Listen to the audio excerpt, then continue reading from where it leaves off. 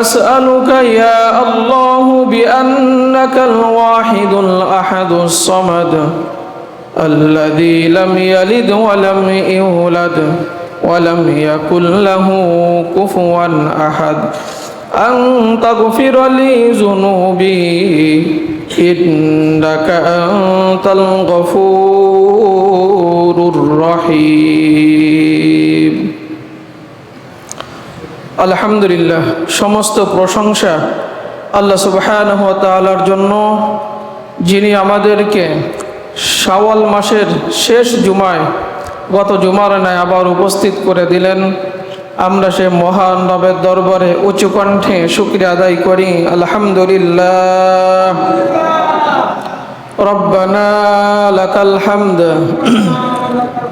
হামদান কাসীরান طيبا مباركا فيه يا رب لك الحمد كما ينبغي لجلال وجهك ولعظيم سلطانك। সম্মানিত ভাইরা আমার, আমরা ধারাবাহিক শাওয়াল মাসে আলোচনা শুনছিলাম। আজকে আমরা ইসলামের গুরুত্বপূর্ণ একটা অধ্যায়, সেইটা নিয়ে আমরা আলোচনা করব।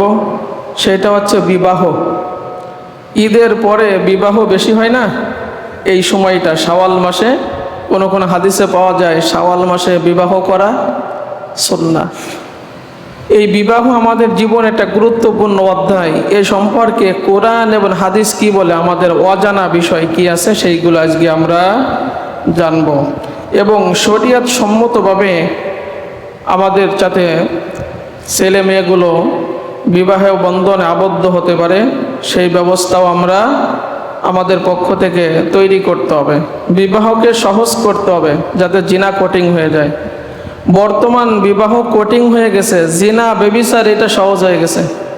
প্রকাশ্যে অশ্লীলতা, বেহায়াপনা, কলেজ ইউনিভার্সিটিতে, রাস্তাঘাটে, বিভিন্ন জায়গায় এইগুলো বিবাহ বহির্ভূত কাজ, এইগুলো হচ্ছে। মানুষ জাহান্নামের দিকে চলে যাচ্ছে, আমাদের ছেলে মেয়েগুলো চলে যাচ্ছে। এজন্য অভিভাবক হিসেবে আমাদের কি দায়িত্ব, কিগুলো আছে, কোরআন এবং হাদিস বিবাহ সম্পর্কে কি বলে, আমরা আজকে সেটা গুরুত্বপূর্ণ অল্প সময়ে কিছু মৌলিক কথা, মূল কথাগুলো আলোচনা শুনলে এই অধ্যায়টা আমাদের বুঝতে সুবিধা হবে।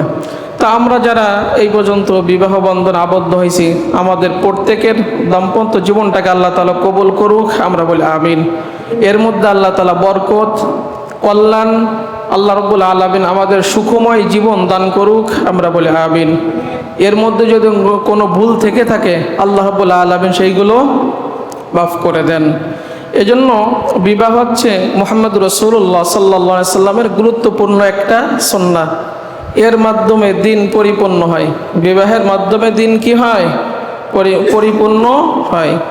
বিবাহের মাধ্যমে আসে প্রশান্তি, ভালোবাসা, সন্তানাদি। সমাজে আসে শান্তি, শৃঙ্খলা, নিরাপত্তা। আমরা এই বিষয়গুলো নিয়ে আজকে ধারাবাহিক কোরআন এবং হাদিসের আলোকে এই বিবাহ সংক্রান্ত আমরা আলোচনা করব। শুরুতে আমরা বলছিলাম যে বিবাহ এটা কোটিং হয়ে যাওয়ার কারণে জিনা বেবিচার বাড়তেছে।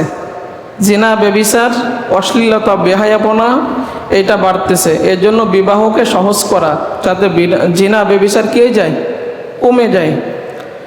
জিনা বেবিচার যাতে কমে যায়, এজন্য বিবাহ সহজ করা।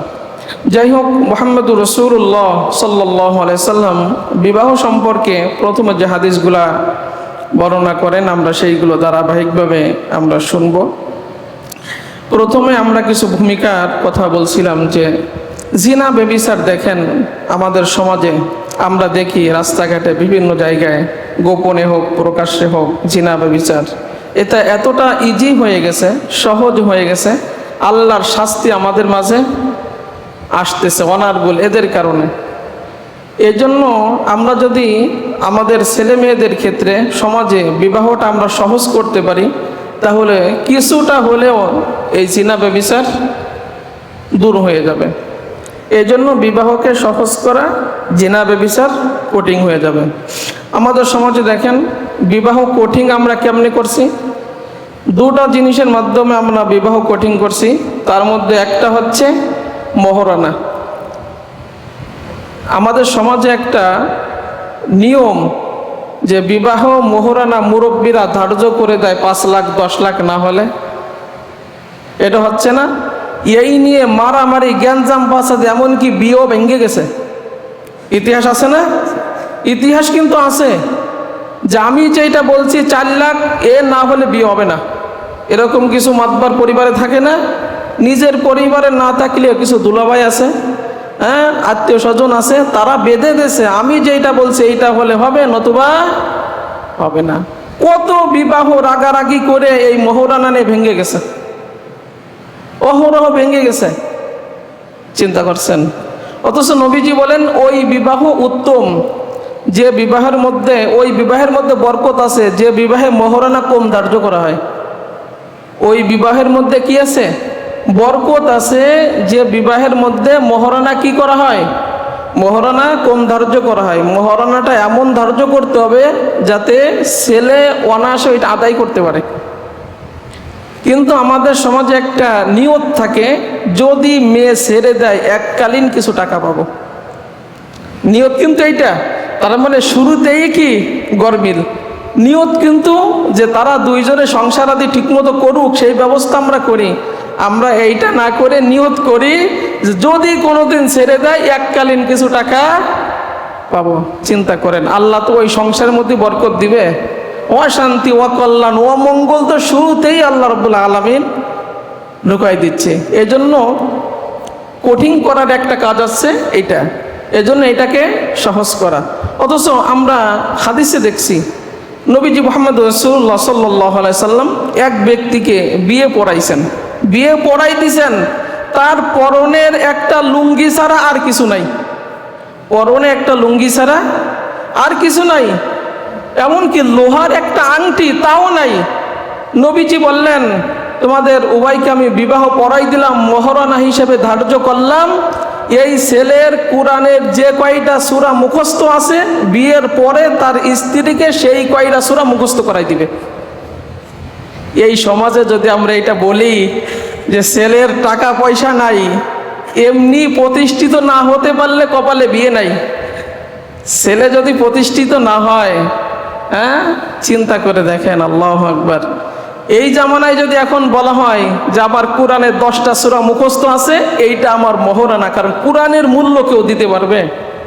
এটা আখিরাতে দিবে কে? আল্লাহ রাব্বুল আলামিন এইটা দিবে। এই জন্য নবীজি বলছেন তোমার কোনো সম্পদ নাই, অমূল্য সম্পদ কোরআন। আল্লাহর কোরআনের যে কয়টা সূরা তোমার মুখস্থ আছে এইটা মোহরানা বেঁধে দিলাম, তুমি বিবাহের পরে তোমার স্ত্রীকে এই কয়টা সূরা মুখস্থ করাই দিবে, এইটাই মোহরানা। কিন্তু আমাদের সমাজে এখন এইটা, কোরআন অমূল্য সম্পদ মানতে রাজি আছে কিন্তু কাজে বাস্তবায়ন করতে রাজি না। তাহলে বিবাহ কঠিনের 1 নাম্বার এই মোহরানা নিয়ে সমস্যা। 2 নাম্বার সমস্যা এই যেটা বলছিলাম প্রতিষ্ঠিত হওয়া।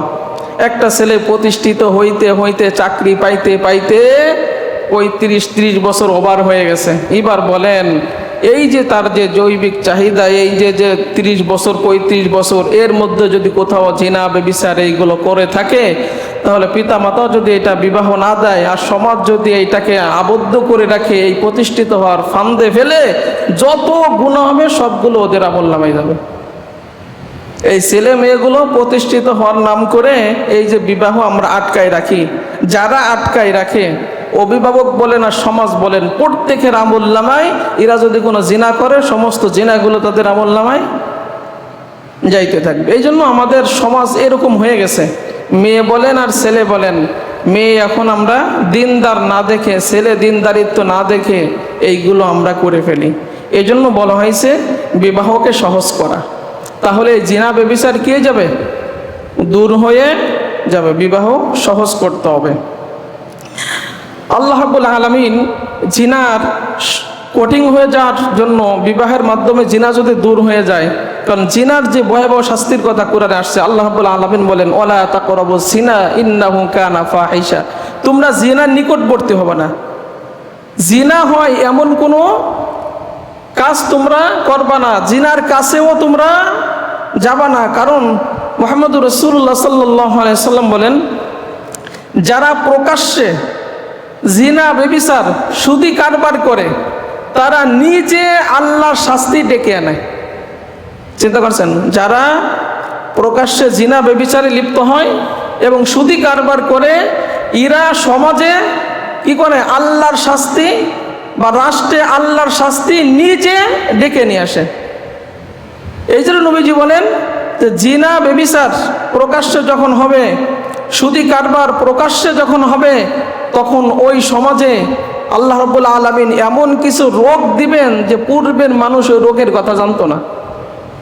এরকম নতুন নতুন কিছু রোগ, নতুন নতুন কিছু মুসিবত, বিপদ আপদ আল্লাহ রাব্বুল আলামিন এই সম্মুখীন এই জাতিকে করবেন। এই জন্য আল্লাহ রাব্বুল আলামিন এর থেকে আমাদেরকে হেফাজত করুক, আমরা বলি আমিন। আল্লাহ রাব্বুল আলামিনের হাবিব বলেন, আন নিকাহু মিন সুন্নতি ফামান রাগিবা আন সুন্নতি ফালাইসা মিন্নি। এই বিবাহ হচ্ছে, যেহেতু এই মাসে বিবাহের প্রচলনটা বেশি, আমরা এটা নিয়ে আলোচনা করব। নবীজি বলেন, আন নিকাহু মিন সুন্নতি ফামান রাগিবা আন সুন্নতি ফালাইসা মিন্নি। বিবাহ আমার একটি সুন্নাহ, যে এই সুন্নাত থেকে বিরত থাকলো সে আমার উম্মত না। যে এই বিবাহ থেকে কি থাকলো, বিরত থাকলো, সে আমার উম্মত না। নবীজি বলেন, ইদা তাসাওয়াজাল আবদু ফাকাদ ইসতাকমালু নিসফাদ্দিন। যখন বান্দা বিবাহ করে তখন দিন পরিপূর্ণ হয়ে যায়। সুবহানাল্লাহ, সুবহানাল্লাহ। আপনি যখন বিবাহ করলেন, আপনার যে বয়সে আপনার যে দিন অপূর্ণতা ছিল, এই বিবাহের মাধ্যমে আল্লাহ রাব্বুল আলামিন দিনকে কি করছেন, পূর্ণতা দিয়ে দিয়েছেন। এই জন্য নবীজি বলেন, উভয়ের মাঝে, একটা ছেলে একটা মেয়ের মাঝে পারস্পরিক যে ভালোবাসা, হৃদ্রতা, ভালোবাসা, এইটা সৃষ্টির জন্য বিবাহের বিকল্প নাই, বিবাহের বিকল্প নাই। এই জন্য তোমরা যারা অবিবাহিত আছো, যদি তোমাদের সামর্থ্য থাকে আমার এই সুন্নাহ পালন করো, আমার সুন্নাহ থেকে যদি দূরে থাকো, তুমি আমার উম্মত বলে কিয়ামতের ময়দানে কি পাবা না, স্বীকৃতি পাবা না, আর তোমার দিনও পরিপূর্ণ হবে না।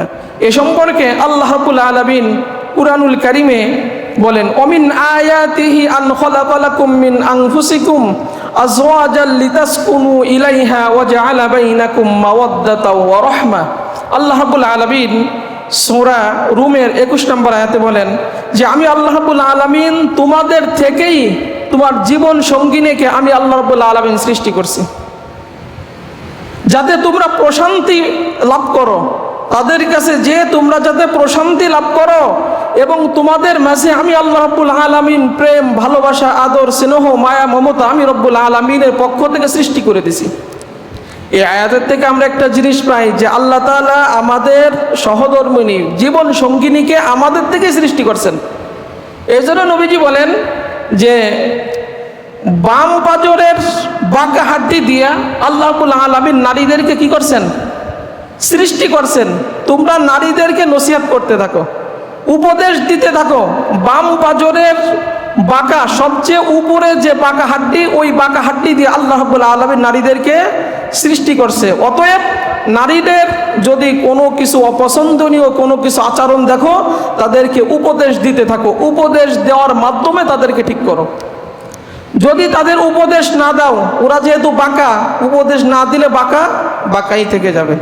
আর যদি একবারে সোজা করতে যাও, ভেঙে যাবে। আর যদি না করতে যাও, তাহলে বাঁকা বাঁকাই থেকে যাবে। এই জন্য আস্তে আস্তে উপদেশ দিতে দিতে নারীদেরকে তোমরা কি করো, ঠিক করো, সোজা করো, নারীদেরকে সঠিক পথে তোমরা নিয়ে আসো। কিন্তু আমরা সঠিক করতে যে বেঠিক কাজ করে ফেলি, স্ত্রীদেরকে পিটাই না? এরকম আমাদের সমাজ আছে, বউ মারেন। আমি যদি এখানে বলি যে বউ মারেন কারা কারা, হাত উঁচু করেন, দেখি তাদের যে স্ত্রীকে পিটান কারা কারা। অথচ হাদিসে কোরআনে আল্লাহ রাব্বুল আলামিন নিষেধ করছেন, মৃদু আঘাত করার কথা বলা হয়েছে, যাতে দাগ এটা না বসে। এটা মুহাম্মদুর রাসূলুল্লাহ সাল্লাল্লাহু আলাইহি ওয়াসাল্লাম রাগের মাথায় মুখমণ্ডলে, মুখে আঘাত করতে স্ত্রীদেরকে মুহাম্মদুর রাসূলুল্লাহ সাল্লাল্লাহু আলাইহি ওয়াসাল্লাম নিষেধ করছেন। একজন ব্যক্তি মুহাম্মদুর রাসূলুল্লাহ সাল্লাল্লাহু আলাইহি ওয়াসাল্লাম বলতেছেন, ইয়া রাসূলুল্লাহ, আমার উপরে আমার স্ত্রীর কি অধিকার আছে, কি হক আছে, আপনি একটু আমাকে জানাই দেন, আমি সেই অধিকারগুলো নিশ্চিত করব। মুহাম্মদুর রাসূলুল্লাহ সাল্লাল্লাহু আলাইহি সাল্লাম বলেন, তোমার উপরে তোমার স্ত্রীর অধিকার হচ্ছে তুমি যে মানের খাবার খাবে তাকেও সেই মানের খাবার খাওয়াবে, তুমি যে মানের পোশাক পরিধান করবে তাকেও সেই মানের পোশাক পরিধান করাবে, তাকে মুখমণ্ডলে তুমি আঘাত করবে না, অশ্লীল ভাষায় গালিগালাজ করবে না, তার সাথে কথা বন্ধ দেবে না, চলাফেরা বর্জন করবে না, একা একই তাকে কোথাও ছেড়ে যাবে না। আমরা এখানে নামাজিওয়ালা মুসলমানদেরকে যদি বলি যে আপনি একজন আপনারা বলেন যে আমি আমার স্ত্রীকে জীবনে কোনোদিন গালি দেয় নাই, কোন ভালো আল্লাহর বান্দা আমরা আছি যে আমরা এটা বলছি যে আমি অশ্লীল ভাষায় রাগের মাথায় কখনো, আর এখন তো রাগের মাথায় আমরা 3 তালাক 14 তালাক বউরে দিয়ে ফেলি, আবার তাকে নিয়ে আমরা সংসারও। এই অধ্যায়গুলো আমাদের অজানা, আমাদের জানতে হবে এইগুলা আমরা কি করতেছি নামাজ রোজা করে। এজন্য মুহাম্মদ রাসূলুল্লাহ সাল্লাল্লাহু আলাইহি ওয়াসাল্লাম, এটা তোমার অধিকার, তার অধিকার তোমার প্রতি, তুমি তাকে অশ্লীল ভাষায় গালিগালাজ করবা না। কারণ তুমি যদি মারা যাও, তোমার স্ত্রী যদি মারা যাওয়ার পরে আল্লাহর কাছে বলে, আল্লাহ আমার যে স্বামী যার সাথে আমি এত বছর সংসার করলাম এর কাছ থেকে আমি কখনো অন্যায় অত্যাচার জুলুম নির্যাতনের শিকার হয় নাই, এই ব্যক্তি ভালো ছিল, আপনার স্ত্রীর সাক্ষী কবুল করে আল্লাহ আপনাকে জান্নাত দিয়ে দেবে। কিন্তু আমরা কিন্তু এরকম ভালো স্বামী। এজন্য মুহাম্মদ রাসূলুল্লাহ সাল্লাল্লাহু আলাইহি সাল্লাম এই ব্যাপারে আমাদেরকে খুব সাবধান করছে। তাহলে যে আয়াতটা আমরা বলছিলাম যে আল্লাহ রাব্বুল আলামিন বলেন, তোমাদের থেকেই আমি আল্লাহ রাব্বুল আলামিন তোমাদের জীবন সঙ্গিনীকে সৃষ্টি করছি যাতে তোমরা প্রশান্তি সেখানে যে লাভ করতে পারো। আমি তোমাদের উভয়ের মাঝে মায়া মমতা ভালোবাসা হৃদ্রতা আমি আল্লাহ রাব্বুল আলামিন সৃষ্টি করে দিয়েছি। অন্য আয়াতে আল্লাহ রাব্বুল আলামিন সূরা নাহলের 72 নম্বর আয়াতে বলেন, আল্লাহু জাআলা লাকুম মিন আনফুসিকুম আজওয়াজান ওয়া জাআলা লাকুম মিন আজওয়াজিকুম বানিনা ওয়া হাফাদাতা ওয়া রাযাকাকুম মিনাত তাইয়্যিবাত। আমি আল্লাহ রাব্বুল আলামিন তোমাদের থেকেই তোমাদের জীবন সঙ্গিনীকে সৃষ্টি করছি, তোমাদের সন্তানাদি আমি আল্লাহ রাব্বুল আলামিন তার মাধ্যমে দুনিয়াতে নিয়ে আসছি। আমি আল্লাহ রাব্বুল আলামিন তোমাদেরকে দাদা বানিয়েছি, তোমাকে নানা নানি বানিয়েছি, দাদা দাদিও আমি আল্লাহ রাব্বুল আলামিন বানিয়েছি তোমার এই স্ত্রীর মাধ্যমে। স্ত্রীর যে সন্তান হলো, স্ত্রীর মাধ্যমে আমাদের সন্তানের পিতা আমরা হইলাম, স্ত্রী না হইলে তো সন্তানের পিতা আমরা হইতে পারতাম না। এরপরে আল্লাহ রাব্বুল আলামিন তাদের সন্তান আদি দিয়া আল্লাহ রাব্বুল আলামিন আমাদেরকে দাদা দাদি বানাচ্ছেন, আমাদেরকে নানা নানি বানাচ্ছেন। আল্লাহ রাব্বুল আলামিন বলেন, আমার কুদরতের যত নিদর্শন তার মধ্যে অন্যতম নিদর্শন হলো তোমাদের থেকে আমি তোমাদের জীবন সঙ্গিনী সৃষ্টি করছি এবং সন্তান আদি দিয়েছি, তোমাদেরকে আমি নানা নানি এবং দাদা দাদি হওয়ার সুযোগ আমি আল্লাহ রাব্বুল আলামিন দিয়ে দিয়েছি। অতএব আমার শুকরিয়া আদায় করো আলহামদুলিল্লাহ। এরপরে আল্লাহ রাব্বুল আলামিন সূরা নূরের 32 নম্বর আয়াতে বলেন, ওয়ানকিহুল আয়ামা মিনকুম ওয়াস-সালিহিনা মিন ইবাদিকুম ওয়া ইমাইকুম ইয়াকুনু ফুকারা ইগনিহুমুল্লাহু মিন ফাদলিহি আল্লাহু ওয়াসিউন আলিম। তোমাদের মধ্যে যারা এখনো অবিবাহিত আছে, প্রাপ্তবয়স্ক, বিবাহ করার সামর্থ্য রাখে, মুহাম্মদ রাসূলুল্লাহ সাল্লাল্লাহু আলাইহি সাল্লাম বলেন, আল্লাহ রাব্বুল আলামিন আমার উপর ওহী নাজিল করছেন, তোমাদের মধ্যে এখনো যারা প্রাপ্তবয়স্ক সামর্থ্য রাখে অবিবাহিত আছে তাদেরকে বিয়ে দিয়ে দাও, তাদেরকে বিবাহ দিয়ে দাও। যদি তারা গরিব থাকে, যদি তারা গরিব থাকে, ইয়াকুনু ফুকারা ইগনিহুমুল্লাহু মিন ফাদলি, আমি আল্লাহ রাব্বুল আলামিন অনুগ্রহ দিয়ে আমার এই হুকুম মানার জন্য, বিশ্বনবীর সুন্নাহ মানার জন্য এই বিবাহ করার কারণে আমি আল্লাহ রাব্বুল আলামিন তাকে ধনী বানাই দেব। ওয়াদা রাখার আল্লাহ রাব্বুল আলামিনের যদি তোমরা সামর্থ্য রাখো। এই জন্য মুহাম্মদ রাসূলুল্লাহ সাল্লাল্লাহু আলাইহি ওয়াসাল্লাম বারবার হাদিসের মধ্যে বলেন যে তোমরা যারা বিবাহের সামর্থ্য রাখো বিবাহ করো, এটা তোমার দৃষ্টিকে সংযত করবে, তোমার লজ্জা স্থানকে হেফাজত করবে। আর যদি সামর্থ্য না রাখো তাহলে তুমি রোজা রাখো, তুমি রোজা রাখো, এইটা তোমার জৈবিক চাহিদাকে প্রশমন করবে। মুহাম্মদ রাসূলুল্লাহ সাল্লাল্লাহু আলাইহি ওয়াসাল্লাম আমাদেরকে শিখিয়েছেন। আর যদি আল্লাহর উপরে ইয়াকিন রেখে তুমি গরিব, তেমন কোনো সামর্থ্য নাই, তুমি গরিব কিন্তু আল্লাহর উপর তাওয়াক্কুল করে আল্লাহর এই আইন সূরা নূরের সূরা নূরের এই 32 নম্বর আয়াত যদি তোমার ইয়াকিন থাকে, বিশ্বাস থাকে, আল্লাহর হুকুম মেনে তুমি যদি বিবাহ বন্ধনে আবদ্ধ হয়, আল্লাহ বলেন ইয়াকুনু ফুকারা ইগনিহুমুল্লাহু মিন ফাদলি, গরিব থাকলে আমি আল্লাহ রাব্বুল আলামিন হুকুম মানার কারণে তোমাকে আমি ধনী বানাই দেব। এই জন্য হাদিসে আসছে 3টা অবস্থায় 3 ব্যক্তিকে আল্লাহ রাব্বুল আলামিন সাহায্য করেন। তার মধ্যে ওই সমস্ত অবিবাহিত ব্যক্তিরা যারা জিনা থেকে বাঁচার জন্য, গুনাহ থেকে বাঁচার জন্য বিবাহ করে, আল্লাহ রাব্বুল আলামিন নিজ অনুগ্রহ দিয়া, নিজ কুদরত দিয়া আল্লাহ রাব্বুল আলামিন ওই ব্যক্তিকে প্রত্যেকটা সেক্টরে রব্বুল আলামিন তাকে সাহায্য করে, প্রত্যেকটা জায়গায় আল্লাহ রাব্বুল আলামিন তাকে সাহায্য করে। 2 নম্বর, যারা জিহাদের ময়দানে গেছে, গাজী হয়ে ফিরে আসছে, ও যতদিন বেঁচে থাকে আল্লাহ রাব্বুল আলামিন তাকে সাহায্য করেন। 3 নম্বর, ওই ব্যক্তি যে মানুষের সাথে চুক্তি করে এবং চুক্তি করে নির্ধারিত টাকা চুক্তির দিনে ফিরিয়ে দেওয়ার ওয়াদা করে। আপনি যদি চুক্তি করেন, মানুষের কাছ থেকে ধার নেন, ওয়াদা করেন, অঙ্গীকার করেন আমি অমুক দিন এই চুক্তির টাকাটা তোমাকে ফিরিয়ে দেব, বা তোমার কাছ থেকে যেটা নিছি আমি অমুক দিন ফিরিয়ে দেব, এই সৎ ইচ্ছা যদি থাকে ওই ঠিক টাইমে ফেরত দেওয়ার তৌফিক আল্লাহ রাব্বুল আলামিন আপনাকে দিবেন। কিন্তু আমরা নেওয়ার সময় নিয়ত করি, নিতে একবার পারলেই হয়, কবে দিব এর কোনো। ঋণ নিয়ে মানুষ এরকম বাহানা করে না। মানুষের সাথে চুক্তি করে চুক্তি ভঙ্গ করে না। মানুষ যদি জানতো ওই চুক্তি ভঙ্গ করা কি গুনাহ, তাহলে জীবনে এই কাজ সে কোনোদিন করতো না। এজন্য আপনি কারোর কাছ থেকে যদি চুক্তি করেন বা একটা টাকাও নেন অমুক দিন আমি দিব, তাহলে ঠিক আপনি চেষ্টা করবেন, দেখবেন আল্লাহ রাব্বুল আলামিন আপনাকে ওইটা দেওয়ার তৌফিক আল্লাহ রাব্বুল আলামিন আপনাকে দিয়ে দিয়েছেন। এজন্য আমরা এই দিকে খুব খেয়াল রাখবো। এজন্য আল্লাহ রাব্বুল আলামিন বলেন, যদি আমার হুকুম মেনে তোমরা এই বিবাহ অবিবাহিতরা তোমরা যদি করো প্রাপ্তবয়স্করা, তাহলে আমি রব্বুল আলামিন তোমাদেরকে ধনী বানিয়ে দেব। এই বিবাহের ক্ষেত্রে আমরা একটা জিনিস দেখছি যে বিবাহের যে আমাদের সমাজে একটা পদ্ধতি, যে পদ্ধতিতে হওয়ার কথা, এই যে দেখেন আগে কিন্তু বিবাহ যদি দিতে হয় আগে খুতবা পড়তে হয়, কিন্তু আমাদের সমাজে করে উল্টা কখন করে, মানে ইজাব কবুল প্রস্তাবে এইগুলো দেওয়ার পরে তারপরে খুতবা পড়ে দোয়া করে। আমাদের সমাজে কিন্তু এটা করে, কিন্তু সুন্নাত তরিকা হচ্ছে আগে দাঁড়িয়ে কি করবে, বিবাহের যে খুতবা আছে এই বিবাহের খুতবা পড়বে, খুতবা পড়ে তারপরে একে অপরের প্রস্তাব দিবে। এরপরে আমরা আগেতে হাত তুলে দোয়া করার জন্য আমরা খুব লেগে যাই, কিন্তু হাদিসে আসছে তখন আপনার দোয়া পড়তে হবে বারাকাল্লাহু লাকা ওয়া বারাকা আলাইকা ওয়া জামাআ বাইনাকুমা ফি খায়র।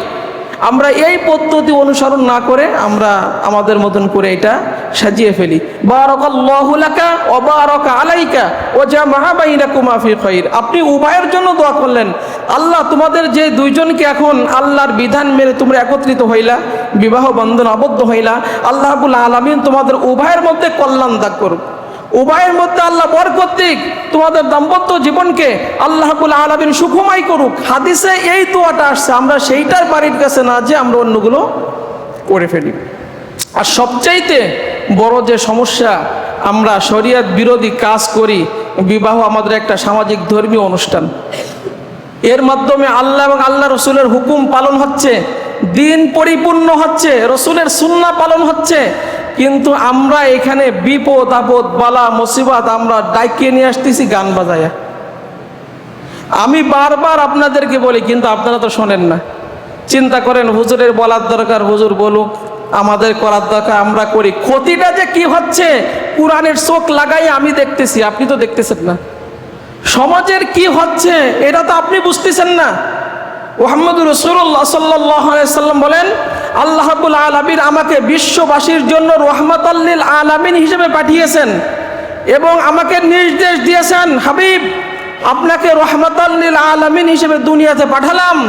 দুনিয়াতে আপনি যে গান বাজনা বাদ্যযন্ত্র ঢোল তাবলা এইগুলো আপনি বিলুপ্ত করবেন।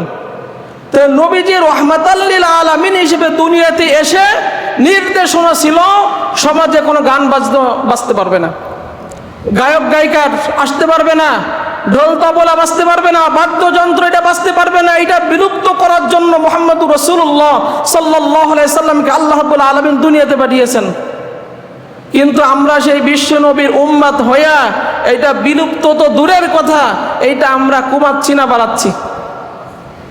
আমাদের ছেলে মেয়েগুলো এখন এমনভাবে বাজায় যে আমরা এখানে ঘুমাইতে পারি না। ছোট্ট ছোট্ট বাচ্চাদের আপনার স্পন্দনগুলো মনে হয় বন্ধ হয়ে যাচ্ছে, এরকম হয়ে যাচ্ছে। সমাজের কেউ নিষেধ করে না, কেউ বলে না। যারা ক্ষমতা আছে যাদের, তারা তো বলেই না। অথচ নবীজি এটা খুব অপছন্দ করতেন। হযরত নাফি রহমাতুল্লাহ আলাইহি বলেন, আমি আব্দুল্লাহ ইবনে আব্বাসের সাথে যাচ্ছি, হাঁটতেছি, ইতিমধ্যে তার কানে গানের আওয়াজ আসলো। তিনি দোকান হাত দিয়ে বন্ধ করলেন, দোকান বন্ধ করলেন, আর আমাকে বলতেছে, নাফে দেখো তো এখনো গানের আওয়াজ শোনা যায় কিনা। আমি বলতেছি এখনো শোনা যায়। বারবার আমাকে জিজ্ঞাসা করে আমরা যখন অতিক্রম করলাম সীমানা, তখন বললাম এখন আওয়াজ আর কানে আসে না। তখন আব্দুল্লাহ ইবনে আব্বাস রাদিয়াল্লাহু তাআলা আনহু বলেন, আমি মুহাম্মদুর রাসূলুল্লাহ সাল্লাল্লাহু আলাইহি সাল্লামকে এতটা গানের অপছন্দ করতে দেখেছি, উনার কানে যখন আওয়াজ আসতো উনি কান বন্ধ করে ওই এলাকা ওই বাড়ি ত্যাগ করতেন, ওইখানে দাঁড়াইতেন না। কারণ এখানে আযাব আর গজব এখনই চলে আসতে পারে। নবীজি অপছন্দ করতেন। এজন্য আল্লাহ রাব্বুল আলামিন বলেন, ওয়ামিনান নাসি মাইয়াশতারি লাহওয়াল হাদিস লিইউদিল্লা আন সাবিলিল্লাহ বিগাইরি ইলম ওয়া ইয়াত্তাখিযাহা হুজওয়া উলাইকা লাহুম আযাবুম মুহিন। আল্লাহ রাব্বুল আলামিন বলেন, যারা লাহওয়াল হাদিস বলা হয়, যারা গান ক্রয় করে, এই যে মেমোরি লোড দেয়, টাকায় দিয়ে কেনে না গান, বক্স ভাড়া করে, তারপরে ওই যন্ত্রপাতিগুলো নিয়ে আসে, একে বলে লাহওয়াল হাদিস। কোরআনের ভাষায় সূরা লুকমানের 6 নম্বর আয়াতে, যে যারা এই গান বাদ্য ক্রয় করে, এইটা শ্রবণ করে এবং বাজায়, উলাইকা লাহুম আযাবুম মুহিন, তাদেরকে যন্ত্রণাদায়ক শাস্তির সংবাদ দাও। দুনিয়াতে যন্ত্রণাদায়ক শাস্তি তোমার ভোগ করতে হবে, আখিরাতে তোমাকে যন্ত্রণাদায়ক শাস্তি তোমার ভোগ করতে হবে। আমরা এটা বুঝি না। এই জন্য নবীজি বলেন যে যন্ত্রণাদায়ক শাস্তি কি জানো? যে তোমাদের কারণে আল্লাহ রাব্বুল আলামিন ভূমিকম্প তোমাদের কারণে দেন।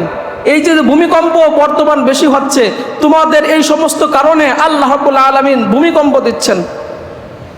আল্লাহ তাআলা পাথর বৃষ্টি দিয়ে তোমাকে ধ্বংস করবেন, অগ্নি বায়ু আল্লাহ রাব্বুল আলামিন দিবেন, বেধর্মীদের চাপ, তাদের ক্ষমতা প্রয়োগ তোমাদের মাঝে হবে, তারা তোমাদের উপর বিজয় লাভ করবে। এমনকি আল্লাহ রাব্বুল আলামিন তোমাদের এই গান বাদ্য যন্ত্রের প্রতি আসক্ত হয়ে যাওয়ার কারণে আল্লাহ রাব্বুল আলামিন তোমার চেহারা পরিবর্তন করে বানর এবং শূকর বানাই দিতে পারেন। একটা হাদিস আপনারা শোনেন, ভয়ঙ্কর একটা হাদিস আপনাদেরকে বলি। মুহাম্মদুর রাসূলুল্লাহ সাল্লাল্লাহু আলাইহি ওয়াসাল্লাম বলেন, তোমরা যারা গান হালাল মনে করো, আমরা তো এখন এটা হালাল মনে করি, হালাল মনে করি না, হালাল মনে করে মানে হালাল জিনিস যেরকম অনায়াসে খাওয়া যায়, আমরা বিবাহ অনুষ্ঠানে, ধর্মীয় অনুষ্ঠানে আমরা এটা হালাল মনে করে ওপেনে এটা আমরা বাজাই।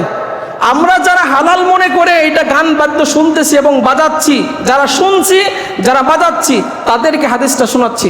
মুহাম্মদুর রাসূলুল্লাহ সাল্লাল্লাহু আলাইহি সাল্লাম বলেন যে যারা এই গানকে হালাল মনে করে, আল্লাহ রাব্বুল আলামিনের এই সমস্ত এক শ্রেণীর বান্দা পাহাড়ের পাদদেশে বসবাস করবে। খুব খেয়াল করেন। আর এক শ্রেণীর বান্দারা সমতল ভূমিতে বসবাস করবে। আল্লাহ রাব্বুল আলামিন এদের গোয়াল ভর্তি দুধওয়ালা গাভী দিবেন। মানুষ এদের কাছে সাহায্য চাইতে আসবে, তারা বলবে আগামীকাল আসো।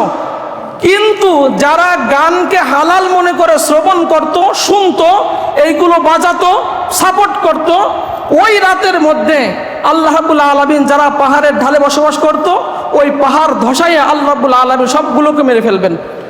আর যারা সমতল ভূমিতে বসবাস করত, আল্লাহ রাব্বুল আলামিন তাদের চেহারা পরিবর্তন করে বানর এবং শূকর বানাই দিবেন। চিন্তা করছেন? চিন্তা করছেন কখনো যে আপনি এইখানে, বলবো ভাই বসেন, আপনি এইখানে চিন্তা করেন যে আপনি রাতে হালাল মনে করে সারা রাত বাজাইলেন, শুনলেন। যুবক ভাইদেরকে বলি, ইয়ারফোন কানে দিয়ে আপনারা শুনেন, অথচ আপনি ঘুম থেকে উঠে দেখেন যে আল্লাহ রাব্বুল আলামিন আপনার চেহারা পরিবর্তন করে বানর শূকর বানাই দিয়েছে। আপনার অবস্থাটা কি হবে? চিন্তা করছেন কখনো? অথচ আমাদের সমাজ ব্যবস্থা, আমাদের ছেলে মেয়ে কি হয়ে যাচ্ছে দিন দিন। মুসলমান, আমরা নামাজ পড়ি, আমরা সব কিছু করতেছি, অথচ আমার সন্তান করতেছে। এই জন্য সন্তানদেরকে এই সমস্ত জিনিস থেকে যদি বিরত না রাখেন, আপনারও শাস্তি ভোগ করতে হবে। দুনিয়াতে ভোগ করতে হবে, আখিরাতেও আপনার ভোগ করতে হবে।